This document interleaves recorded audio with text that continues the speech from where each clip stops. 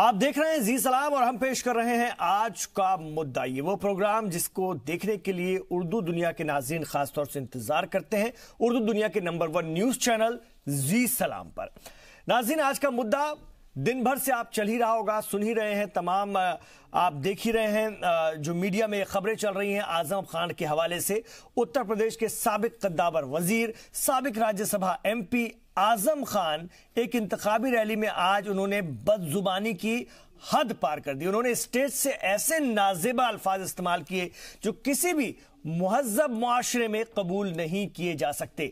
यह कोई पहला मौका नहीं है जब आजम खान ने इस तरह की बातें की हो। सुर्खियों में आने के लिए वो पहले भी इस तरह के बयान देते रहे हैं जिससे कि तनाजा खड़ा होता हो। यही हाल दूसरी सियासी जमातों का भी है। भारतीय जनता पार्टी के हिमाचल प्रदेश के रियासती सदर, जी हां, बाकायदा प्रदेश अध्यक्ष हैं, उन्होंने कांग्रेस सदर के लिए, कांग्रेस सदर राहुल गांधी के लिए गाली का इस्तेमाल किया। जी हां, यह भी एक सच्चाई है। तो इस तरह की कोशिश लगातार हो रही है और इससे पहले कई बार खवातीन के लिए दिए गए कांग्रेस लीडरों के बयान भी अगर आप देख लें, यूट्यूब पर मौजूद हैं, अखबारों की कतरनों में आप देख लें, तो एक से बढ़कर एक मिलेंगे। इस तरह के मामले में कोई भी किसी से भी कम दिखना नहीं चाहता है और अफसोस की बात तो यह है कि चुनावी रैलियों में इस तरह की बातों पर लोग तालियां बजाते हैं। यही तालियां नेताओं को और गंदी बातें करने का हौसला देती हैं। इलेक्शन कमीशन ने आजम खान के बयान पर कार्रवाई शुरू कर दी है। वहीं बीजेपी उम्मीदवार जयप्रदा ने उन्हें इलेक्शन के लिए नाअहल करार देने की मांग की है। आइए इसी पर बात करते हैं। जबान बजबान बदजबान होते जा रहे हैं लीडरान, लेकिन पहले मेरे 5 सवाल देखिए आपके टेलीविजन स्क्रीन पर। हमारा आज का पहला सवाल है जिसके इर्द गिर्द हम अपनी चर्चा को रखेंगे कि बदजुबानी पर क्या आजम खान को सियासत से बाहर किया जाना चाहिए। दूसरा सवाल, सियासी जमातों के नुमाइंदे गंदी बातों पर क्यों उतर आते हैं? किस वजह से? हार का डर रहता है, सामने वाला मजबूत मुखालिफ लगता है, या कोई खातून आपके सामने अगर इलेक्शन लड़ रही है तो आप गंदी जबान बोलना शुरू कर देते? क्या बात है? तीसरा सवाल, क्या सियासत में तहजीब खत्म होती जा रही है? जो हमारे पुराने लीडरान ने जो एक मयार बनाया था सियासत का, वो अब पूरी तरह से जो है खत्म हो चुका है, उसके परखचे उड़ चुके हैं, क्या ऐसा माने? चौथा सवाल, आवाम का रुख ऐसे बयानों पर होना क्या चाहिए? ये वही आवाम है जो तालियां पीटती है, खुश होती है इस तरह के बयानों पर। आम इंतखाबात के दौरान जो रैलियां हो रही है उसमें तो यही लगता है। और पांचवा सवाल, क्या ऐसे लोगों को तुरंत इलेक्शन के लिए नाअहल करार देना चाहिए? ये बड़ा सवाल है। आइए इसके इर्द गिर्द अपनी इस चर्चा को हम घुमाते हैं। और एक से बढ़कर एक बयान आए हैं, चाहे दयाशंकर सिंह साहब का बयान ले लें जिन्होंने मायावती के लिए एक समय दिया था और उनकी पार्टी ने फिर उनको बाहर कर दिया था, लेकिन उनको बाहर जरूर किया था, लेकिन उनकी जो अहलियां हैं स्वाति सिंह, उनको टिकट दिया, उनको इलेक्शन लड़ाया, इलेक्शन वो जीती और मंत्री भी उत्तर प्रदेश में उनको बनाया गया। इसी तरह के बयान जो है कई बार दिग्विजय सिंह कांग्रेस के बड़े सीनियर लीडर हैं, वो दे चुके हैं। टंच माल जैसे लफ्जों का वो इस्तेमाल करते हैं अपनी पार्टी की एक लीडर के लिए, एक महिला नेत्री के लिए। और इसी तरह से और भी कई बयान हैं कांग्रेस की तरफ से भी आते हैं, भारतीय जनता पार्टी के लोगों की तरफ से आते हैं। अगर कहीं रेप हो जाए तो उसके बाद आप सियासी लीडरान के बयान सुनिए, रेप को लेकर के उनकी तरह तरह की बातें सुनिए, महिलाओं के कपड़ों को लेकर के उनकी बातें सुन लीजिए। ये तमाम वो बड़े लोग हैं जो सभी पार्टियों में हैं, जिन्हें हम मुबैना तौर पर बड़ा कहते हैं, लेकिन इनकी सोच बहुत ज्यादा छोटी है। क्या ये एक मानसिक बीमारी भी है, एक दिमागी जहनी बीमारी है? हमारे जो अहम होता है आदमियों का, मर्दों का, ये इस तरह की बातें करने से कहीं ना कहीं वो सेटिस्फाइड होता है, खुश होता है, उसको अच्छा लगता है कि महिलाओं के खिलाफ गंदी बातें करो, गंदी गाली दो, और वो कहीं ना कहीं अब होने लगा है। ये मानसिक बीमारी बहुत तेजी से बढ़ी क्योंकि लोग भी इसको सुन के ताली बजाते हैं, अवाम कहीं से रिएक्ट नहीं करती है। ये बहुत अफसोस की बात है। आइए इस पर बात करते हैं। किसी एक व्यक्ति या एक शख्स पर इल्जाम नहीं है, ये तो सब तरफ की गंदगी है। इसलिए मैं कोशिश करूंगा अपने मुअज़्ज़ज़ मेहमानों से कि राजनीतिक बातों से ज्यादा हम इसको समाजी बुराई के तौर पर देखें, और उस पर आप लोगों की मैं राय जरूर चाहूंगा। मेरे साथ बहुत खास मेहमान जुड़ गए हैं, आइए मैं उनका आपसे तारुफ करवा दूं। हम अपने साथ भारतीय जनता पार्टी से महेश वर्मा जी को जुड़ चुके हैं। भारतीय जनता पार्टी के सीनियर लीडर, अक्सर मेरे प्रोग्राम का हिस्सा बनते हैं। सर, खैर मकदम है आपका। प्रोफेसर राजवीर शर्मा साहब यहाँ पर तशरीफ फरमा है, सियासी तज्ज़ियाकार के तौर पर बहुत सीनियर और मुअज़्ज़िज़ हमारे मेहमान हैं, अक्सर मेरे प्रोग्राम में शामिल होते हैं। मैं अपने साथ बहुजन समाज पार्टी से नरेश जाटव जी को भी जोड़ चुका हूं, मेरे साथ स्टूडियो में तशरीफ फरमाएं। सर खैर मकदम है आपका। राघवेंद्र दुबे जी भी मेरे साथ थोड़ी देर बाद होंगे, समाजवादी पार्टी के लीडर हैं, अभी मेरे साथ आने जा रहे हैं। और ऋषि मिश्रा जी को भी हमने अपने साथ जोड़ा है, सियासी तज्जियाकार भी हैं, एक सहाफ़ी के तौर पर भी हमारे साथ आप रहेंगे। ऋषि मिश्रा जी, तो आइए आगाज करते हैं इस प्रोग्राम का। सर राजवीर जी, सबसे पहले मैं सर आपके पास आना चाहता हूं, फिर राजनीतिक पार्टियों के पास जाना चाहूंगा। सारे लोग इस हमाम में जो हैं डैश डैश डैश हैं। अब मैं क्या बोलूं, हमाम में आप समझ ही गए होंगे इस मुहावरे को, किसको हम देखें, किसकी तरफ निगाह दौड़ाएं, सब एक से बढ़कर एक हैं।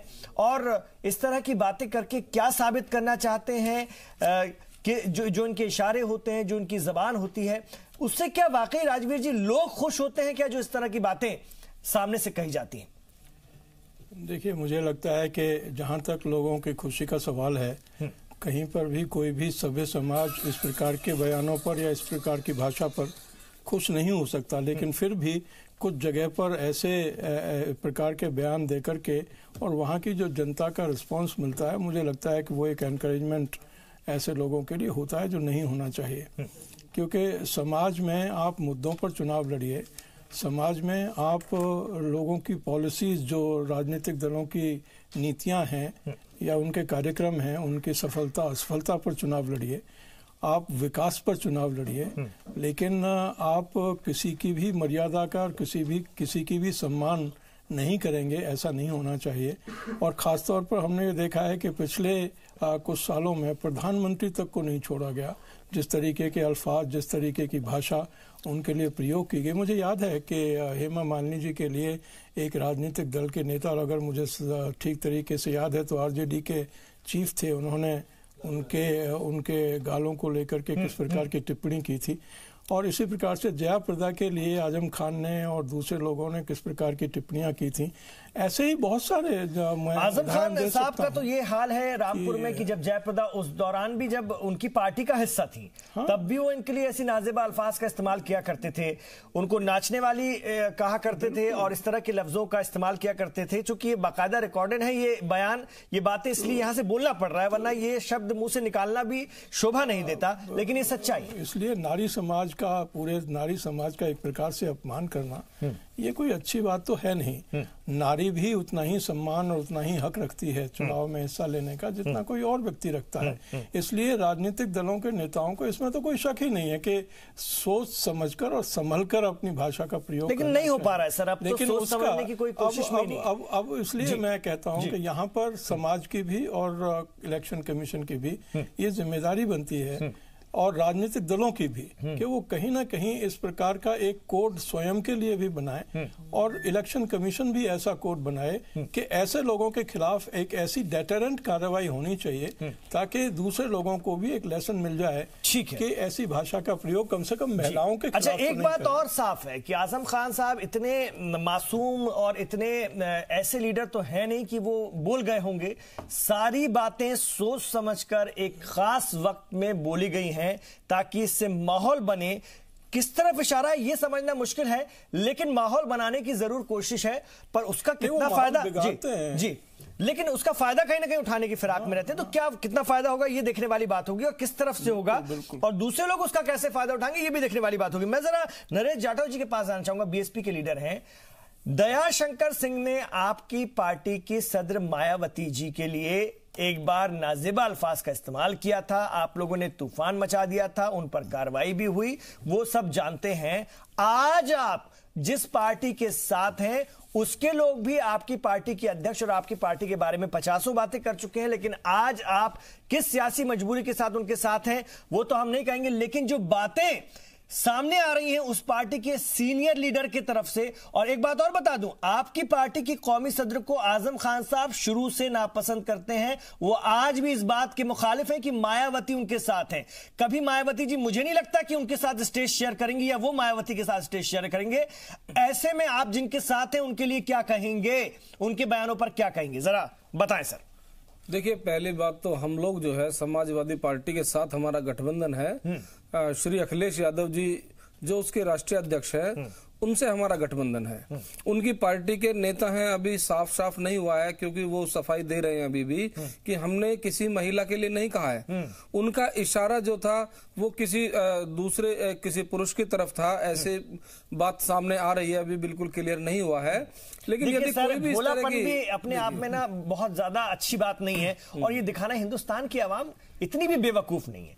आप ये बताइए, पूरी दुनिया जानती है उनके खिलाफ मामला भी दर्ज हो गया, इलेक्शन कमीशन भी इस मामले को देख रहा है। जी। वो एक पुरुष के बारे में, अमर सिंह के बारे में ये बात कह रहे थे, या एक महिला के बारे में 10 साल तक रामपुर की नुमाइंदगी किसने की?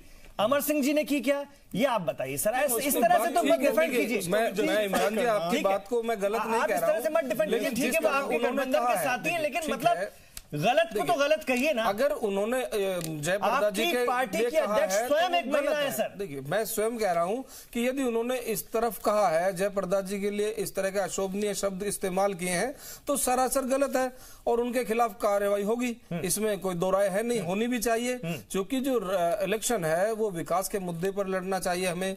हमें जनता की सेवा करनी है। हमने काम कितना किया है, कितना कर सकते हैं, क्या करना है, रोजगार दे सकते हैं, ये अखिलेश यादव डिफेंड कर रहे हैं, बचाव कर रहे हैं। अखिलेश यादव वहां मौजूद थे जी। अखिलेश यादव उसके बाद की रैलियों में मीडिया के सामने आकर भी, और सारे समाजवादी पार्टी के प्रवक्ता दोपहर से हम देख रहे हैं बचाव में उतर आए हैं। ऐसे में बहुजन समाज पार्टी का रुख मैं जानना चाहूंगा। देखिए, बहुजन समाज पार्टी का रुख बिल्कुल स्पष्ट है। बहुजन समाज पार्टी तो विकास की बात करती है, और जैसा अभी हमारे राष्ट्रीय अध्यक्ष के खिलाफ भी इलेक्शन कमीशन ने संज्ञान लिया, हम तो कहना चाहते हैं कि जो भारतीय जनता पार्टी शुरू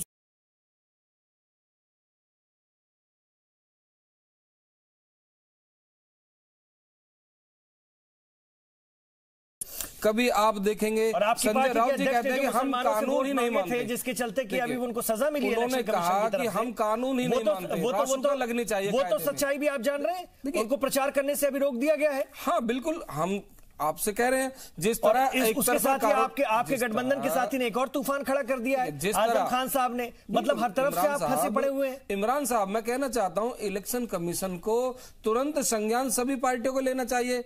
अब आप देखिए, यहाँ जो आदमी संजय राउत है वो कहते हैं हम कानून मानने के वाले लोग नहीं है, हम आचार संहिता को देख लेंगे। ये तो सीधा सीधा आप देखेंगे कि देश की सुरक्षा से जुड़ा हुआ सवाल है। कानून को नहीं मान रहे हैं तो इसका मतलब आज भारतीय जनता पार्टी सभी को देशद्रोही होने का सर्टिफिकेट देती है। लेकिन जिनके साथ उनका गठबंधन समाजवादी पार्टी के बारे में 2 शब्द तो कहिए सर। भारतीय जनता पार्टी वालों से तो हम पूछ लेंगे। हमने आपको बताया, अगर पार्टी के आप साथ हैं, अगर उनके बारे में उन्होंने अगर कहा है महिला के लिए इस्तेमाल ये शब्द किए तो गलत है, और निश्चित रूप से पे कार्रवाई होगी। उसमें कहने सुनने के लिए कुछ बचा ही नहीं है।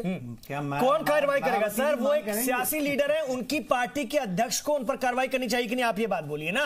इलेक्शन कमीशन तो करेगा, वो तो जो संविधान के तहत, कानून के तहत मामला होगा। आप ये कहिए अखिलेश यादव को आजम खान पर कार्रवाई करनी चाहिए, आप उनके इत्तेहादी हैं इसलिए मैं कह रहा हूं, या नहीं कहिए कि नहीं करनी चाहिए? उन्होंने जो कहा सही कहा। इलेक्शन कमीशन के कुछ अधिकार हैं, वो रिपोर्ट दे सकते हैं, उसके बाद जो अरे मैं इलेक्शन कमीशन की बात ही नहीं कर रहा हूं, आप उनके साथ है ना।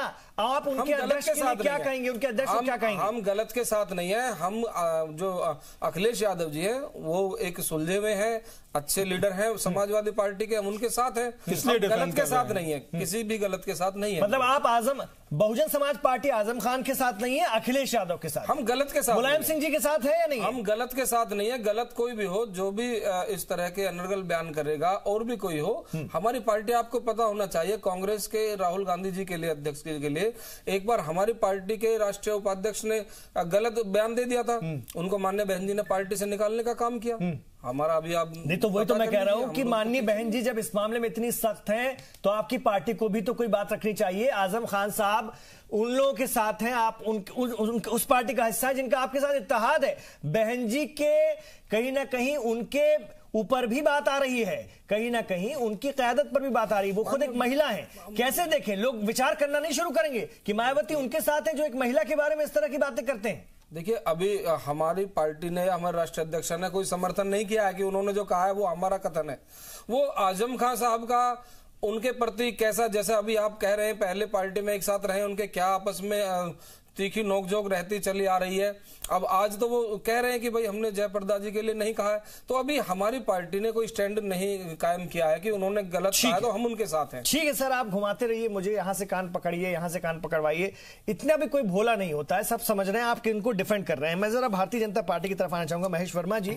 महेश वर्मा जी, आपकी पार्टी आज बहुत अगर इसको मामले को खूब उठाती है और दिन भर जो है इस पर बात कर सकती थी, और आप यहां से बहुत अच्छा एक सा बोल सकते थे, जिस तरह धारा प्रवाह कहते हैं ना, आप बोल सकते थे, लेकिन आपकी पार्टी के हिमाचल प्रदेश के अध्यक्ष ने एक और कांड कर दिया है। उन्होंने आज जो है राहुल गांधी कांग्रेस के कौमी सदर को सीधे तौर पर गंदी गाली दे दी है मंच से। क्या कहेंगे, पहले जरा उन पर अपने ख्यालात का इजहार कीजिए, उसके बाद आजम खान साहब पर अपने 2 शब्द कहिएगा।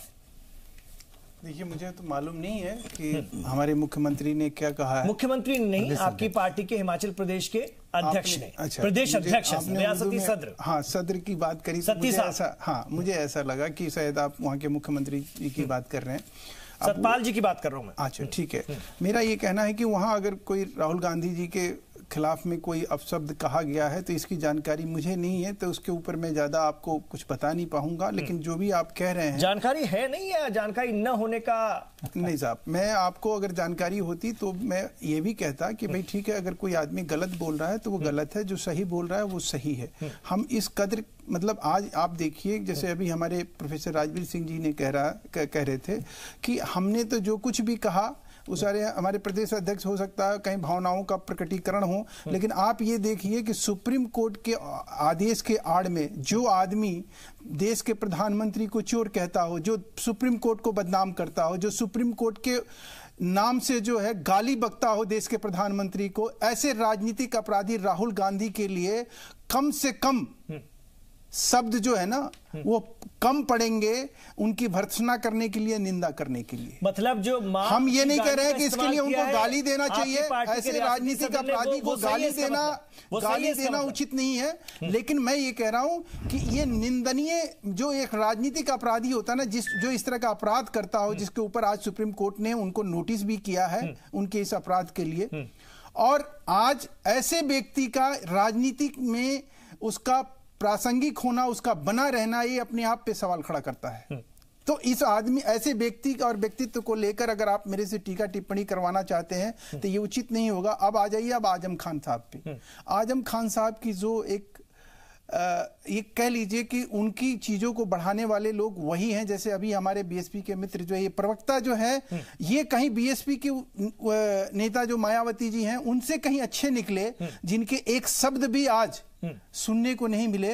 एक भारतीय नारी की अस्मिता की, उसकी सम्मान पे चोट पहुंचाने वाला आज वो इतना क्यों बोल गया, इसका कारण समझना होगा इमरान साहब। ये वही आदमी है, ये वही देशद्रोही है जिसने भारत माता को डायन कहा था, तब किसी ने नहीं रोका था।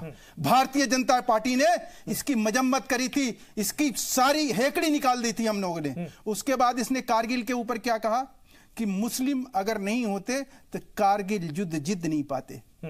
अब बताइए, कारगिल युद्ध जो है भारतीय सेना जीती है या मुसलमानों ने जीती है? मुसलमानों का नाम लेके एक सांप्रदायिक तनाव पैदा करना, उसमें भी हमने इस आदमी की मजम्मत करी, जबकि कांग्रेस, सपा और बसपा, कोई ऐसा लीडर इस देश में नहीं था जो इस आदमी को किसी तरह से इसके विवादित बोल के लिए कभी रोक सके, कह सके, टोक सके, बता सके। आज भी देखिए जयाप्रदा जी के लिए जिस तरह के इसने इस व्यक्ति ने अपशब्द कहे, प्रियंका वाड्रा जी चुप, भारतीय नारी की बहुत बड़ी पहचान, सोनिया गांधी चुप, मायावती जी चुप, ममता बनर्जी जी चुप।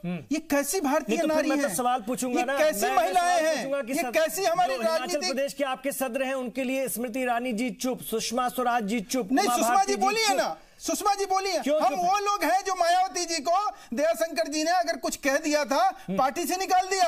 आपने उनकी स्वाति सिंह जी को मंत्री बनाया। देखिए, स्वाति जी का मंत्री बनना, स्वाति जी का मंत्री बनने पर आपको ऐतराज नहीं होना चाहिए। उन्होंने जो वो बनी है, वो भारत की नागरिक हैं, वो डिजर्व करती हैं, वो जीत कर आई, इसलिए मंत्री बनी है। मैं ये मोरालिटी की बात कर रहा हूँ, नैतिकता की बात कर रहा हूँ। आप पूरी कोशिश कर रहे हैं महफिल लूटने की, मैं कोशिश कर, मैं समझ रहा हूं कि हाँ फायदा उठाने की कोशिश भारतीय जनता पार्टी करेगी, लेकिन आप इमरान साहब चुनाव आचार संहिता जो है, आप भले उससे अनजान बने, लेकिन भारत को माता मानकर पूजने का दावा करने वाली पार्टी के रियासती सदर ने भी एक पार्टी के कौमी सदर को गाली दी है माता जी के नाम से। ऐसे में उन पर भी सख्त कार्रवाई होनी चाहिए। ये तो कहिए यहां से आप, उसके वीडियो भी बकायदा जारी हुए है, वो कहना चाहिए, गाली पे नहीं उतरना चाहिए। हाँ। हम तो ये कह रहे हैं कि गाली नहीं बकना चाहिए, किसी को अपशब्द नहीं करना चाहिए, लेकिन एक राजनीतिक अपराधी जो है इस देश का, जिसने सुप्रीम कोर्ट का नाम लेके उसके आड़ में झूठ बोलने की कोशिश करी है, उसने इतना गलत काम किया है, देश के इतिहास में पहला एक किसी तो क्या उनकी माता जी को गाली देंगे? तो क्या उनकी माता जी के नाम से उनको गाली देंगे? नहीं, मैं तो कब कह रहा हूं उस अपशब्द के लिए अगर कोई अपशब्द इस तरह से बोला गया है तो हम खेद भी प्रकट करते हैं, हम माफी भी मांगते हैं, लेकिन माफी मांगिए, खेद प्रकट करिए, ये बोलिए कि तमाम प्रवक्ताओं को बोलना चाहिए जो भारतीय जनता पार्टी में है और जो रिप्रेजेंट करते हैं, रिप्रेजेंट कर रहे हैं, बोलिए कि हटवाया जाए उनको भी। जैसे आजम खान के लिए आप कह रहे हैं उनको चुनाव के लिए नाअहल करार दे दिया जाए, वैसे ही इनके लिए भी बोलिए इनको तुरंत प्रदेश अध्यक्ष हटा दिया जाए। अरे साहब, आप बात क्या, आप जो बात कह रहे हैं ये सुनिए, ये हम हर उस आदमी के ऊपर लागू होता है, ये आप हो, हम हो, हमारा कोई प्रदेश अध्यक्ष हो या राष्ट्रीय अध्यक्ष हो या कोई राजनेता हो, वो अगर गाली देता है, अपशब्द कहता है, तो उसके प्रति जो है खेद प्रकट करना, उसके लिए माफी मांगना, ये आपके सदाचार और शिष्टाचार का ये है। अगर एक बात, दूसरी बात, अगर कोई आदमी चुप हो जाए, मौन साधन कर ले, मायावती मौन साधन करती हैं, देखिए मुलायम मौन साधन करते हैं, अरे भारतीय नारी का अपमान करने वाले, ये दलित महिलाओं के इज्जत लूट लिए जाते थे, आधा घंटा और दलितों के लिए आग उगलने वाले आजम खान के प्रति इस तरह की सहानुभूति रखने वाले मायावती जी से मेरा एक सवाल है, तो क्या हम ये उम्मीद करें कि आपकी राष्ट्रीय अध्यक्ष कब बोलेंगी, आपकी राष्ट्रीय अध्यक्ष मायावती जी कब बोलेंगी, आपकी राष्ट्रीय अध्यक्ष कहेंगी कि आजम खान कहेंगी कि इस तरह की बातों से मैं इत्तेफाक नहीं रखती, मैं अभी समर्थन वापस ले रही हूँ, कब उठाएंगे मायावती? मैं समाजवादी पार्टी के साथ हट रही हूँ, हमारा कोई इत्तेहाद नहीं है जो महिलाओं की इज्जत नहीं कर सकता, ऐसा कहेंगी आपकी राष्ट्रीय अध्यक्ष? क्या हम ये उम्मीद करें? बोलेंगी है ही मत, नहीं बोल सकती है उनको, तो वो चीज हमारी पार्टी के नेता चुप रहने वाले ने, पीछे हटने वालों में से नहीं है, कार्रवाई करने वालों में से है। बात आ गई थी, ठीक है, तब तो उन्हें बड़ा बुरा लगा था, आज जयप्रदा जी के साथ गलत हो रहा है, ठीक है, ऐसी महिला, अब ऐसे महिला होने जरा मायावती जी को नहीं खड़ा होना चाहिए? अभी आप मेरा सवाल ये है, ऋषि जी का पानी हो जाएगा, 9 बजे तक इंतजार कीजिए, और सवाल कर लीजिए। भारतीय जनता पार्टी के लोग दूध से धुले नहीं है, ठीक है ना, कोई दूध से धुला नहीं, वो तो सब दिख रहे हैं, सारे चेहरे उजागर हो रहे हैं। ये चुनाव जो है जस्टिफाई कर रहे हैं क्या? ये चुनाव सर्टिफिकेट नहीं चाहिए, ठीक है, ये सब अनर्गल बयान सुन लीजिए ना नरेश जी, सुन लीजिए, कहीं आधार बना, सुन लीजिए नरेश जी, महेश जी, और जो बात कर रहे थे आपके साथ दिया, अगर नहीं मायावती जी का जान बचा होता, शिवसेना जिनके साथ मायावती जी को जिस तरह से हमने उनकी अस्मिता लिखा है कि ठीक है सर, एक छोटा सा ब्रेक मुझे लेना पड़ेगा, मुझे फिर ऋषि जी के पास भी जाना है सर, ठीक है सर, ठीक है, ठीक है, एक छोटा सा वक्फा मैं ले लेता हूँ, मैं एक छोटा सा वक्फा ले लेता हूं, फिर मुझे खास तौर से अपने साथ राघवेंद्र दुबे जी को भी जोड़ना है, समाजवादी पार्टी के हमारे लीडर जुड़ रहे हैं, जरा उनसे भी आजम खान साहब के बारे में बात करेंगे, उनकी परेड पहले जरा भी करवानी है, यहाँ पर बहुजन समाज पार्टी जो डिफेंड करी रही वो कितना डिफेंड करते हैं ये भी देखना, और जरा ऋषि जी से भी बात करनी है। आप देखते रहिए, दिलचस्प बहस है, और ये बहस के से ज्यादा हमारे तमाम लोगों के लिए सोचने का भी मौका है कि हम कैसे तालियां बजाते हैं इस तरह के बयानों पर, हम कहीं ना कहीं खुश क्यों हो जाते हैं, चाहे वो किसी के भी खिलाफ कोई दे रहा हो, ये बहुत बड़ी बात है। अभी लौट रहे 125 लोक प्रतिनिधि कानून, जी हां, जिसके तहत अगर इस तरह के मामलों में कोई दोषी करार दिया जाता है तो उनको इलेक्शन लड़ने से तो नाअहल करार दे ही दिया जाता है, साथ में 3 साल की सजा भी होती है। लेकिन इस कदर के बयान है, अगर आप देखें पलट करके, पहले भी सभी सियासी जमातों के लोगों के इस तरह के लेवल के हैं और उसके बाद भी कोई बड़ी कार्रवाई नहीं हुई, मतलब तमाम लोग जो है कहीं ना कहीं एक दूसरे को डिफेंड भी करते हैं, कुछ दिनों तक चिल्लाते हैं, उसके बाद मामला ठंडा हो जाता है। ये वही आजम खान साहब हैं जो कि जयप्रदा के लिए पहले भी इस तरह के नाजेबा अल्फाज का इस्तेमाल कर चुके हैं, साथ में इन्होंने अभी आजम खान ने डीएम को तनखैया बताया, और वीडियो उनका जारी हुआ है जिसमें कि वो कह रहे हैं कि सरकार आएगी तो जूते साफ करवाऊंगा, वैसे ही जैसे कि मायावती अफसरों से, आईएएस अफसरों पत्थरों से जूते साफ करवाती थी। ये भी वो बाकायदा लोगों के बीच में बोल रहे हैं, लोग बड़े खुश हो रहे हैं और खूब तालियां पीटी जाती हैं। और ये तमाम लोग यही काम करते हैं। जब बीजेपी के रियासती सदर हिमाचल प्रदेश के वो भी गाली देते हैं राहुल गांधी जी को, तो लोग सामने से खुश होकर के ताली बजाते हैं। और आजम खान पर अखिलेश एक शब्द नहीं कहते हैं और सीधे डिफेंड करते हैं। तो क्या मुस्लिम वोट खसक जाने का डर है, क्या है? इसी सवाल के साथ जरा मैं आ रहा हूं, मेरे साथ जुड़ गए हैं हमारे समाजवादी पार्टी से राघवेंद्र दुबे जी। तमाम टेलीविजन चैनल्स पर आप इनको देख ही रहेंगे, अपनी पार्टी को डिफेंड कर रहे हैं। जरा राघवेंद्र दुबे जी, क्या डर है, कौन सा वोट सरक जाएगा? आपके पार्टी के कौमी सदर उसी मंच पर हैं, उसके बाद की सारी सभाओं में उनको डिफेंड कर रहे हैं, कह रहे हैं जी उनके बारे में थोड़ी ना कहा है, वो तो अमर सिंह के बारे में कह रहे हैं, दूसरे मर्द के बारे में कह रहे हैं, महिला के बारे में नहीं। अब 10 साल तक अमर सिंह जी ने प्रतिनिधित्व किया है क्या रामपुर का, या फिर किसी और ने? जरा ये तो क्लियर कर दीजिए। देखिए, आजम खान साहब का जो बयान आया है, जिस तरीके से उन्होंने बाद में उसमें सफाई दी है कि नहीं, मैंने उनके लिए नहीं कहा है। अब बात ये आ रही है कि उनके लिए नहीं कहा, जब वो स्वयं खुद बोल रहे हैं। और बीजेपी के लोग आज बड़ा लिए लग रहा है कि जैसे इन्होंने बहुत बड़ी उपलब्धि हासिल की। बीजेपी के लोग लगातार प्रधानमंत्री से लेकर के सारे, हालांकि मैं उस बयान का कोई बचाव नहीं कर रहा। मैं जी सुनिए ना राघवेंद्र जी, आप ये बताइए, वो उन्होंने खुद कह दिया तो मतलब आप उनकी सफाई में आप लोग और आपकी सारी पार्टी उतराएगी, मतलब वो टेलीविजन के सामने उतर के कह रहे हैं, वो अधिकारियों के लिए कह रहे हैं कि वैसे ही जूते साफ करवाऊंगा जैसे मायावती करवाती है। उसके बाद आप कह रहे हैं कि वो कह देंगे जी मैंने नहीं कहा, मैंने तो ऐसा कुछ नहीं कहा, तो आप उनकी डिफेंड में ये समाजवाद है। लोहिया जी से ये शिक्षा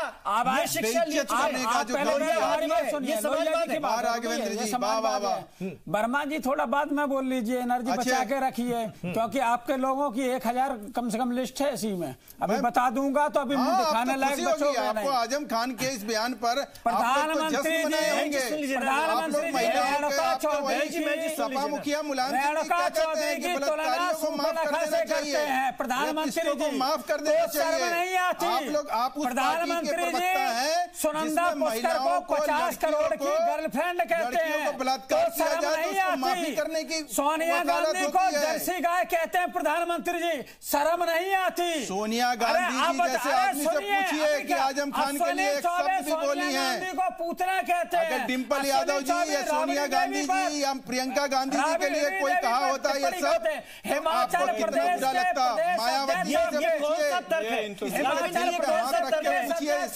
मायावती जो बातें आप कह रहे हैं इसके आधार पर आजम खान साहब, इसके आधार पर आजम खान बचा लिए जाते हैं? बिल्कुल भी नहीं है। नहीं, ये जो बातें आप कह रहे हैं इसके आधार पर क्या आजम खान साहब बचा लिए जाते हैं? देखिए, मैं तो ये कह रहा हूं, इलेक्शन कमीशन यहाँ पर है और इलेक्शन कमीशन की इसलिए विश्वसनीयता पे प्रश्न चिन्ह लगता है कि वो इस मॉनिटरिंग कर रहा है। सुप्रीम कोर्ट ने डंडा उन पे चलाया तो 1 घंटे बाद योगी जी पर और मायावती जी पे कार्रवाई की उनके बयान के लिए। मैं तो कह रहा हूं कि वो हर चीज की जांच करें, जो दोषी हो उसके खिलाफ कार्रवाई करें, जो भी हो डंडा चलाया उसमें कोई भी हो। महिलाओं के खिलाफ किसी भी पार्टी का डंडा राहुल के ऊपर चलाया है। अगर अभद्र टिप्पणी करता है, थोड़ा सा बोल दो ना, राहुल गांधी पे जो एक राजनीतिक अपराधी है, सुनिए राघवेंद्र जी, एक और बात सुनिए, आजम खान साहब आज मतलब आजम खान साहब आप लोगों को मुझे लगता है चैलेंज कर रहे हैं, आपकी पार्टी को, आपके अध्यक्ष को, भाई देखो मेरा जो बिगाड़ सकते हो, अगर ताकत हो तो बिगाड़ कर दिखाओ। सर एक मिनट, ये वही है जम्मू कश्मीर में जब 8 वर्षीय बालिका के साथ बलात्कार हो गया तो इनकी पूरी पार्टी के जम्मू कश्मीर के मंत्री तिरंगा झंडा लेकर के उन बलात्कारियों को बचाने का प्रयास करते हैं। मुंह दिखाने लायक नहीं हो आप लोग। आपने आजम खान साहब के लिए एक शब्द नहीं कहा। आजम खान के डिफेंस में, आजम खान साहब के बचाव में कहां से कहां पहुंच गए? सुनिए ना, अरे कहां से कहां पहुंच गए? आप लोग आजम खान जैसे आदमी को जो एक बार जयाप्रदा जी के लिए सुनिए ना, कोठे पे नाचने वाला, ताली बजाने वाला जो आ रहा हूं आपके पास, आजम खान ने उस अंदाज में मैं जी आ रहा हूं स्तुति किया हो, चलीसा किया हो, आज वो आदमी जयाप्रदा जी के लिए घिनौनी बात बोले। मेरे चैनल में एक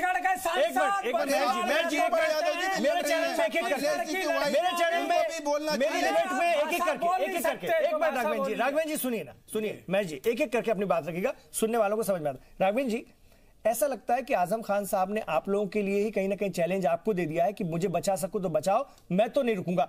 वो आज टेलीविजन के कैमरे के सामने कहते हैं, एक पत्रकार ने उनसे पूछा जी आप आए हैं, उन्होंने यहां आए हैं, तो उन्होंने कहा तुम्हारे वालिद के जनाजे में आया हूं। इस तरह के लफ्ज टेलीविजन के पत्रकार, क्यों आए हैं, तो तुम्हारे वालिद के जनाजे में आया हूं। सोचिए, मतलब उन्होंने तो यह तय कर लिया है कि मैं शर्मसार करता रहूंगा समाजवादी पार्टी के लोगों को, अखिलेश यादव को, आप जैसे लोगों को, कि बचाओ, मुझे डिफेंड करते रहो, और मैं एक एक दिन में 3-3, 4-4 बार ऐसी बातें करूंगा जिससे कि मैं तो सुर्खियों में रहूं, समाजवादी पार्टी जाए गड्ढे में, गठबंधन जाए गड्ढे में। क्या मैसेज जा रहा है आवाम को, आप समझ रहे हैं? लोग सोच नहीं रहे होंगे राघवेंद्र जी, और आप डिफेंड करने बैठे हैं यहां पर। देखिए, मैं निश्चित आपके कार्यक्रम में आया था 4 बजे, और 4 बजे मैंने स्पष्ट रूप से कहा, हालांकि बीजेपी के लोग उसमें कूद रहे, मैंने उनको बता दिया कि 50 अगर किसी के साथ न्याय हो, महिलाएं चाहे बीजेपी की हो, चाहे बसपा की हो, चाहे सपा की हो, या दूसरी महिलाएं हो, इज्जत तो बराबर होगी कि नहीं होगी? कि केवल जो भी अगर गलत सवाल का जवाब नहीं दे रहे, मैं कह रहा हूं, अगर गलत है वो आपको चैलेंज दे रहे हैं कि बचाओ, बचा सको तो बचाओ, मैं तो रोज ये काम करूंगा। आबरू के साथ खिलवाड़ करने वाले लोगों के ये बचाव के लिए है। अगर आजम खान बहन बेटियों की गाली दे रहे हैं और इसके लिए आए हैं, ये उसके समर्थन में आए हैं, तो इनकी मैं मजम्मत करूंगा। मैं आपको बता रहा हूं, याद करवाने के लिए कमजोर, मैं ये चीजें याद करवाने के लिए आप दोनों को नहीं बैठा हूं, किसने किसके लिए क्या कहा। गाली दे हमारी बहन बेटियों को, आके ऋषि मिश्रा जी कहाँ चले गए? ठीक है राघवेंद्र की मजम्मत कर। राघवेंद्र जी, आपके पास बचाव के लिए मुझे नहीं लगता कि कोई बहुत मजबूत तर्क है। आप सिर्फ और सिर्फ उनके लोगों को याद करा रहे हैं और वो आपके लोगों को। आपने एक तर्क आपके पास नहीं है आजम खान साहब के खिलाफ या उनको बचाने। अपमान करे उस आदमी के समर्थन में। ठीक है, सुनिए ऋषि जी सुनिए ना, बड़ी पार्टी बताते हैं, मैं जी आप इतनी जोर से भी अगर चिल्लाएं, आपके दामन में भी दाग लगे हुए। मैं जी जया बच्चन को नाचने वाली बोलता है, मैं जी नहीं करते। बिल्कुल वही नरेश अग्रवाल आज भारतीय जनता पार्टी में खामोश करके रखे गए। मैं जी आपके यहाँ भी बहुत एक से एक कलाकार हैं, आप जो है उनके ज्यादा डिफेंड मत कीजिए और ज्यादा जोर से इसलिए मत बोलिए क्योंकि आप ही के यहाँ भी आज आपके रियासती सदर, छोटा मोटा लीडर कोई बात कर देता तो कोई बड़ी बात छोटी बात हो जाती। आपके यहाँ के रियासती सदर, प्रदेश अध्यक्ष अगर इस तरह की बात कर रहे हैं, जो झूठ बोल रहा हो राजनीति के लिए, ऐसे अपराधी के लिए, ठीक है, जरा एक मिनट मुझे ऋषि जी के पास आने दीजिए। मैं जी मुझे ऋषि जी के पास आने दीजिए, एक एक करके आवाम खुद सोच लेगी कौन झूठ कौन सही बोल रहा है। ऋषि जी, ये क्या हो रहा है? आप देख रहे हैं इस तरह के हालात बन गए हैं महिलाओं के लिए। ये हमारी कौन सी जहनियत है, किस तरह का हमारा दिमाग हुआ? और सच्चाई है कि आवाम लोग भी खुश होते हैं, उसमें दिलचस्पी लेते हैं, मजा लेते हैं ये। और शायद लीडर इसलिए इस तरह के अल्फाज का इस्तेमाल करते हैं, सुर्खियों में तो रहे ही, लोगों को कहीं ना कहीं दिमागी एक सुकून की खुराक दे रहे हैं जो बीमार दिमाग है उनके लिए। इस तरह से आप इसको देखेंगे? इमरान साहब एक छोटा सा क्वेश्चन, नहीं मैं जरा जी कि अगर आजम खान हमारी किसी बहन बेटी के लिए ऐसा आप शब्द कहे होते या ये राघवेंद्र जी की बहन बेटी के लिए कहे होते या डिंपल यादव के लिए कहे होते, आपकी बहन के लिए कहा होता, ये आदमी ये आजम खान का इसी तरह से समर्थन करते सब, आजम खान का इसी तरह से समर्थन करते बोले, आजम खान के समर्थन करते प्रियंका के लिए कोई ऐसा कहा होता, ये ऐसे कह रहे होते मायावती जी को ऐसा कहा होता तो ये समर्थन करते में काम दे देते। वो आप डिबेट को दूसरी तरफ ले जाइए मत, ये तो कोई बात ही नहीं। हम यहाँ पर ओवरऑल बात करने के लिए बैठे हैं, गंदी जबान के बारे में बात करने के लिए बैठे हैं। ये अच्छी बात नहीं है, हमारे समाज के लिए, माशरे के लिए अच्छी बात नहीं। ऋषि जी सवाल, आप मेरे सवाल का जवाब दीजिए। देखिए इमरान भाई, राजनीति में मतभेद होती है, अच्छी बात, लेकिन जिस प्रकार मनभेद बिलो द बेल्ट होती जा रही है, देख के बहुत दुख हो रहा है। और आज डिबेट में भी देख रहा हूं कि तेरी गाली मेरी गाली, मेरी गाली तेरी गाली से एक दूसरे को ये काउंटर कर रहे हैं। बहुत दुख होता है कि हम लोग किधर जा रहे हैं। ठीक, रियली मैं आपके चैनल से मैं प्रार्थना करता हूं, रिक्वेस्ट करता हूं अखिलेश यादव से कि आपके पार्टी के नेता ने जिस प्रकार बिलो द बेल्ट एक महिला के लिए हमला किया है, मैं उस शब्द को या कोई टीवी चैनल भी उस चीज को नहीं चला पा रही है जो आजम खान ने जिस गंदी शब्द का इस्तेमाल किया है। तो मुझे आश्चर्य लगता है ये पॉलिटिकल पार्टी महिलाओं को क्यों टारगेट करती है, क्या इनको इससे वोट मिलता है, ये मुझे समझ से परे है। एक एग्जाम्पल आपको नहीं है, कई एग्जाम्पल है। आप संजय निरुपम को भी देखेंगे, भी कांग्रेस के कद्दावर नेता है महाराष्ट्र से, किस प्रकार से स्मृति ईरानी के लिए उन्होंने नाचने गाने वाली का शब्द का इस्तेमाल किया था। क्या कांग्रेस ने उस पर कार्रवाई की? क्या आज जो मतलब आप देख रहे हैं आजम इमरान मसूद ने एक बार वजीर आज़म नरेंद्र मोदी के लिए शब्दों का जिस तरह का इस्तेमाल किया था, राहुल गांधी मैं उसी पे आ रहा हूं, उनके साथ आजम विरोध में नहीं रहे बल्कि टिकट दिया, जी आजम खान ने जिस प्रकार से जय पर्दा के लिए शब्द इस्तेमाल किया, तो उसको जो राघवेंद्र जी डिफेंड कर रहे हैं, क्या जिलाधिकारी के लिए भी उन्होंने कहा कि सरकार आएगी तो मैं जूता साफ कराऊंगा, तो इसमें आप कैसे डिफेंड करेंगे? यदि आप आजम खान के पूरे स्टेटमेंट को डिकोड करेंगे इमरान भाई, तो उन्होंने कहा जो 2004 में एमपी थी, जो 2009 में एमपी थी, तो 2009 में अमर सिंह तो एमपी थे नहीं, 2004 में अमर सिंह एमपी नहीं थे, तो बिल्कुल इशारा जया प्रदा के प्रति उनका था। ये कैसा राजनीति हो रही है हमारे देश में, ये मुझे समझ में नहीं आता है। अखिलेश यादव इतने पढ़े लिखे नेता हैं, विदेश में पढ़ के आए हैं, इतने एजुकेटेड और सभी लोग हैं, क्यों ना उनको कम से कम एक नोटिस भेजा जाए आजम खान को कि आपने ऐसे बयान क्यों दिया? और दुख की बात यह है कि इमरान भाई अखिलेश यादव उस मंच पे मौजूद होते हैं, पहली बात। दूसरा बात, मायावती जी से भी मेरा है, आप महिला हैं, पॉलिटिकल स्टेटस से उठ के आप कम से कम महिला को जिस प्रकार से टारगेट किया जा रहा है, क्या आप अखिलेश यादव से इस पर बात नहीं कर सकती थी? तीसरा बात में यह है कि प्रियंका गांधी से हमें काफी उम्मीद था। प्रियंका गांधी एक बड़ी नेत्री हैं, बड़ी पार्टी का, और जिस प्रकार से ये हमला महिला पे हो रहा है, प्रियंका गांधी को कम से कम आगे आना चाहिए, उस पर अपनी बयान देनी चाहिए। लेकिन इमरान भाई इसमें है कि हर पॉलिटिकल पार्टी इसमें जो है उनके हाथ गंदे हैं। मैं एक एग्जाम्पल बताता हूं, इलेक्शन कमीशन को भी इस पे एक्शन लेना चाहिए। आपको मैं इतिहास में ले जा रहा हूं कि इलेक्शन कमीशन ने किस प्रकार से अपनी पावर का इस्तेमाल करते हुए बाल ठाकरे पे 6 साल के लिए प्रतिबंध कर दिया था कि आप 6 साल वोटिंग का अधिकार छीन लिया था उनके बयानबाजी के कारण। ऐसे ही एक्शन की जरूरत है आजम खान और आजम खान जैसे नेताओं पे। यदि आप गलत बयानबाजी करेंगे तो इलेक्शन कमीशन अपना पावर दिखाना चाहिए और ऐसे नेताओं को कम से कम 6 साल के लिए कम से कम इनको प्रतिबंध कर देना चाहिए, कम से कम वोटिंग पावर इनकी छीन लेनी चाहिए। मैं आ रहा हूं सर आपके पास, तमाम लोगों के पास, इसके हम सियासी पहलुओं को भी देखेंगे कि इस तरह की बातों से किसको कितना फायदा होता है और क्यों लोग खामोश रहते हैं, उसके पीछे कौन सा गणित काम करता है। समाजवादी पार्टी की इस वक्त खामोशी की वजह क्या है, बहुजन समाज पार्टी की उनको डिफेंड करने की इस वक्त वजह क्या है, और मायावती की चुप्पी की क्या वजह है। ये तमाम चीजें हैं, इस पर भी और बात करेंगे। मैं अपने साथ प्रोफेसर राजवीर शर्मा जी को मैंने अपने जोड़ा है, उनसे भी मैं बहुत सारी बातें करूंगा। अभी लौट रहे हैं, आप जरूर इस बहस को देखते रहिए। उंगली पकड़कर हम रामपुर में लेकर आए, उसकी असलियत समझने में आपको 17 बरस लगे। मैं 17 दिन में पहचान गया कि इनके नीचे का खाकी रंग का है।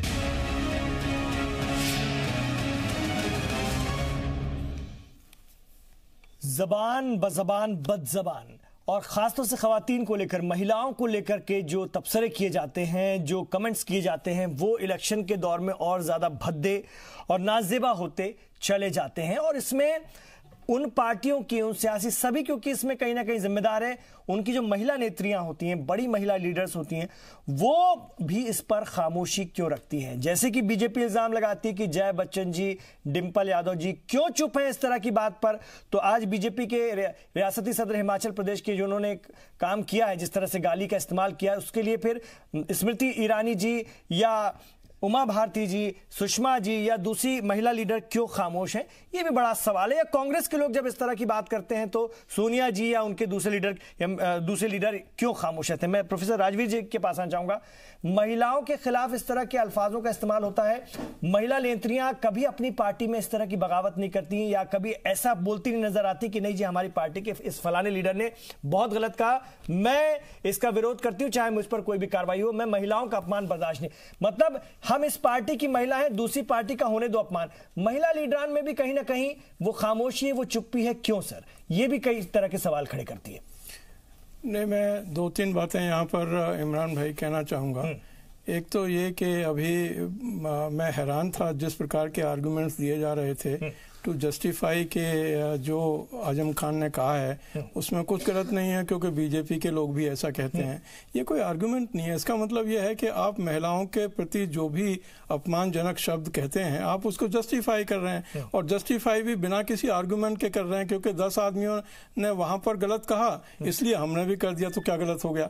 ये जो आर्गुमेंट है यही कहीं ना कहीं इन बातों को बढ़ावा देता है, हमारे नेताओं को गलत बोलने की एक इजाजत देता है। जब हमारे स्पोक्समैन बैठ करके यहाँ पर या पार्टी के नेता बैठ करके उसको जस्टिफाई करते हैं। और एक बात मैं और कहना चाहता हूँ कि इस प्रकार की जो बदजुबानी जैसे आज आजम खान ने की या किसी और ने की, इस प्रकार की जो बदजुबानी है उसका इलाज केवल इलेक्शन कमीशन के पास नहीं है। जो पॉलिटिकल पार्टीज हैं उनकी पहली जिम्मेदारी बनती है कि वो ऐसे नेताओं को या तो रोके या बाहर का रास्ता दिखाए। वोट बैंक सरकने का खतरा रहता है। हाँ, आज क्यों आजम खान पर चुप है समाजवादी पार्टी या मायावती?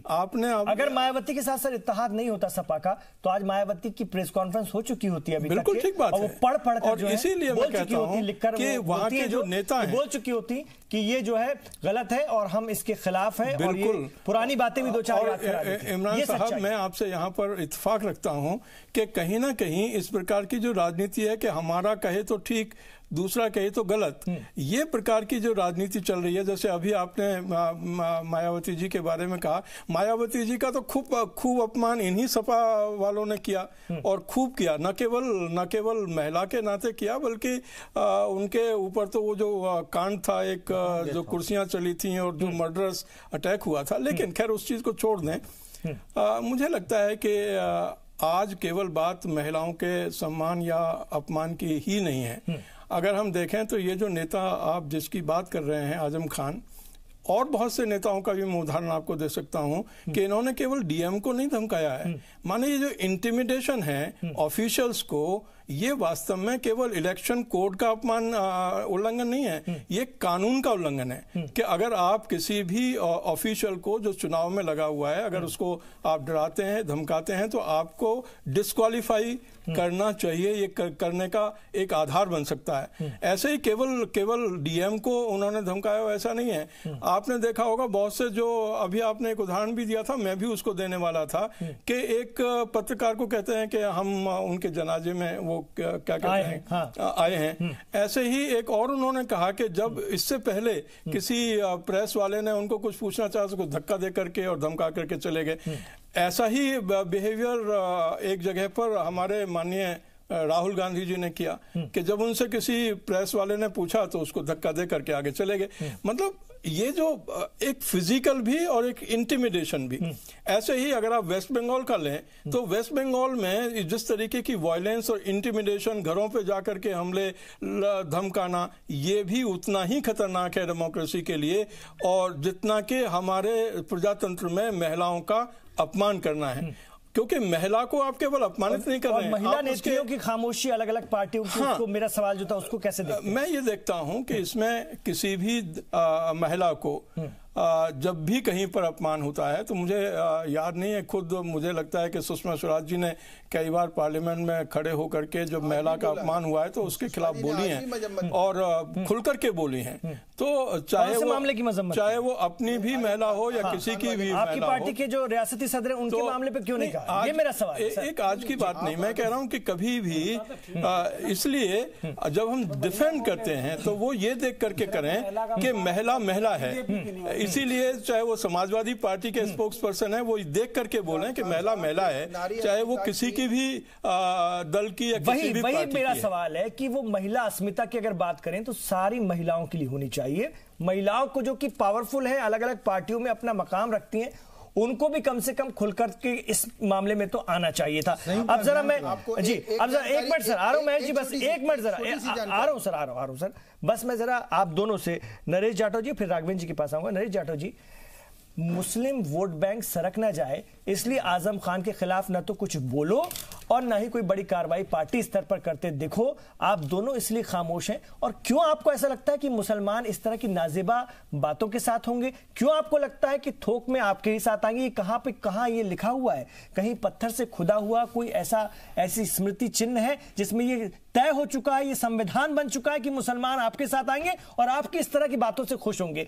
यही एक वजह है जो कि आप लोग चाहते नहीं है कि आजम खान पर कार्रवाई, वरना मुसलमान डिस्टर्ब ना हो जाए, वो कहीं अपने ऊपर ना ले ले। ये कैसी सोच है सर? देखिए इमरान जी, आपको समझना चाहिए कि जो वोटर है अब उसकी कोई ठेकेदारी नहीं ले सकता। अगर आप ऐसा सोचते हैं कि आजम खान साहब के खिलाफ हम कुछ बोलेंगे या उस डर से नहीं बोल रहे हैं, तो ऐसा नहीं है। मुस्लिम समझदार है, वो अपना वोट करेगा, उसको पता है मुझे वोट कहाँ करना है, तो ऐसा कुछ नहीं है। लेकिन बात सोचने वाली ये है कि मेनका गांधी जी कैटेगरीज बांट रही हैं कि जो बीजेपी को वोट देगा 70-80% देगा वो ए कैटेगरी में है, जो 60% देगा वो बी कैटेगरी में है, जो 50% देगा वो सी कैटेगरी में है। ये अपमान नहीं है तो क्या है? आम जनता तक का अपमान हो रहा है। बात ये नहीं है, अगर साक्षी महाराज कह रहे हैं जो हिंदू की बात करेगा वो देश पर राज करेगा। देखिए हिंदू मुस्लिम का माहौल, तो आपकी पार्टी के अध्यक्ष को सजा भी इसी बात को लेकर मिली जो सीधे देवबंद में वोट मांग रही थी? उससे पहले देखिए ना, उनको सीधे देवबंद में मुसलमानों से वोट मांग रही थी, देखिए उन्होंने सजा मिली है बकायदा। सेना को नहीं बख्शा। मुख्यमंत्री योगी आदित्यनाथ जी को भी देखे ना, आप उनकी बहन जी के बारे में दो शब्द तो कहेंगे। इमरान जी, बहन जी को सजा मिली है बकायदा, प्रचार नहीं कर सकते अभी कुछ घंटों तक। उससे बड़ी सजा तो योगी आदित्यनाथ जी को मिली है, आप उस पर क्यों नहीं बोल रहे हैं? उनको भी ऐसा लगता है कि आप पता नहीं उनके बचाव में क्यों? नहीं, बिल्कुल नहीं, मैं ये सवाल लेकर आऊंगा। लेकिन देखिए वो नहीं है, दोनों बातों जाटव साहब इमरान जी का पहला ब्रेक देखेंगे तो उसमें कहा बोलो ना, योगी के लिए होनी चाहिए। साथ साथ अगर क्यों लगा रहे हो? जो भारतीय जनता पार्टी के नेता हैं, यही तो आप लोग की कमजोरी है। हमारे यहाँ के सारे गुनाहगार तब तक बचे रहेंगे जब तक कि सामने वाले की तरफ से गुनाह होता रहेगा। ये कैसा सिद्धांत है? ये कौन सी थ्योरी? बोलेंगे जो आदित्यनाथ नहीं, आप स्क्रीन पर सुन रहे हो जाटव जी, स्क्रीन पर सुन रहे हो आप आजम खान को, स्क्रीन पर सुन रहे हो और फिर कह रहे हो अगर गलत है। मेरे पास मेरे सवाल का जवाब दीजिए। ठीक है सर, मैंने सुन लिया। मेरी पार्टी के नेता जाटव साहब ठीक है, आप कभी जाटव साहब ठीक है। अच्छा इमरान जी, कभी मेरी पार्टी के नेता ने किसी का अपमान किया? इमरान साहब, एक सवाल है मेरा, एक वाक्य बसपा के प्रवक्ता से एक सवाल है। 6 सितंबर 2016 को आजम खान ने बाबा साहब अम्बेडकर को अपशब्द कहा, गाली दिया। गाजियाबाद में उनकी मूर्ति को कहा कि ये उंगली जो कर रहा है अम्बेडकर, अपशब्द कहा, गाली दिया, उसका FIR दर्ज हुआ। जी FIR दर्ज हुई ना उसमें? हाँ FIR दर्ज हुआ, मैं बता रहा हूँ। और उसके बाद क्या हुआ? आपने फिर गठबंधन नहीं तो ये मानते ना, उसी आजम खान का क्यों नहीं विरोध कर रहे हैं? आप आजम खान को क्यों नहीं विरोध कर रहे हैं? अम्बेडकर, बाबा साहब अम्बेडकर जैसे पावन फिर उसी गाली देने वाला आज आप क्यों नहीं कह रहे हैं? जी बिल्कुल, जिसने बाबा साहब अम्बेडकर को गाली देने का काम किया, आप उसी महेश जी सुनिए ना, जाटव जी सुनिए। मिश्रा जी आपकी पार्टी के जो फिर देखिए, फिर आप ले आए उनका, उन्होंने कहा अरे उनके सवाल तो मैं उनसे बार-बार पूछ ही रहा हूँ और उसमें वो हमारे सर पे बैठे, उसमें वो खामोश हो जाते हैं। मोदी ने उन्हीं के पैर छुए, उन्हीं के पैर धोए। समझ में आ रहा है, मोदी ने उन्हीं के पैर धोए। आप उसका जाटव जी की पार्टी जो है BSP, वो अखिलेश यादव जी के तो साथ है, नहीं उन्हीं के पैर धोए। आजम खान साहब से कोई लेना देना नहीं। साहब मोदी ने उन्हीं के पैर धोए, दूसरे लीडर से कोई लेना नहीं, बस अखिलेश जी से कोई लेना देना आपने इलाहाबाद में देखा नहीं, गठबंधन है। प्रयागराज में देखा नहीं। राघवेंद्र जी आपके पास सर अरे आप देखते हो तो कहते हो मिश्रा ने ये कहा। एक मिनट राघवेंद्र जी बताइए, मेरा वही सवाल। मैं जी आ रहा हूँ सर, आपके पास ही आ रहा हूँ। मेरे सवाल का तो मैं जी आप जवाब देते नहीं है, फिर आप उन्हीं की तरफ बातें करें। मैंने जब आपके रियासती सदर के बारे में 2 शब्द कहना चाहता हूँ तो आप कहते हैं मुझे पता नहीं। अरे जरा राघवेंद्र जी सुनिए ना, राघवेंद्र जी सुनिए ना, मैंने कहा ना कि एक राजनीतिक अपराधी के लिए जो राघवेंद्र जी सुनिए ना, ये वही सवाल मेरा आपके पास है।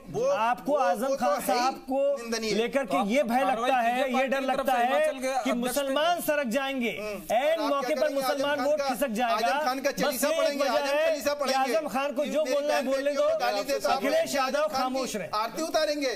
वर्मा जी सुन लीजिए मेरे सवाल के जवाब दीजिए। वर्मा जी शंकर सिंह मेरे सवाल के जवाब दीजिए। जब मायावती जी को अपशब्द कहा और उसकी बेटी को क्या कहा आप लोगों ने, तो अपने अरे उसकी बेटी के लिए क्या कहा, बेटी के लिए क्या कहा, मंत्री बना दिया, शंकर जी के बेटी के लिए क्या कहा, अभी पॉलिटिकल शंकर जी की बेटी के लिए क्या कहा, डीएम भूल गए। मेरे पास मेरे पास वक्त है, यही सच्चाई है इस देश की राजनीतिक पार्टियों के पास।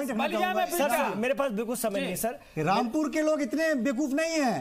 अब जय पर्दा का विरोध होने के बावजूद भी जिस प्रकार से आजम खान 2009 में विरोध किया था, उसके बाद आजम खान के पीछे नहीं है। नतीजा दे देंगे, ठीक है सर, अखिलेश यादव अपना नतीजा दे देंगे। बहुत शुक्रिया। मुझे इशारा हो रहा है इस प्रोग्राम को खत्म करना है, लेकिन आप लोगों ने नाजरीन इस बहस को सुना, देखा इस तालाब में सारे लोग एक समान हैं, किसी का दामन साफ नहीं है, सिर्फ एक दूसरे पर इल्जाम तराशी करके अपने दामन बचाने की ये पूरी कोशिश है। बहुत बहुत शुक्रिया। तय आपको करना है और मुझे लगता है जो भी आप तय करेंगे उसके नतीजे हमें 23 तारीख को देखने के लिए मिलेंगे। देखकर चुनिए, समझकर सुनिए, इनकी बातों को याद करके सुनिए, बाकी फैसला आपका है। यही लोकतंत्र की खूबसूरती भी है। अभी लौट रहे हैं और भी खबरों के साथ। सलाम हिंदुस्तान में आप देखते रहिए जी सलाम।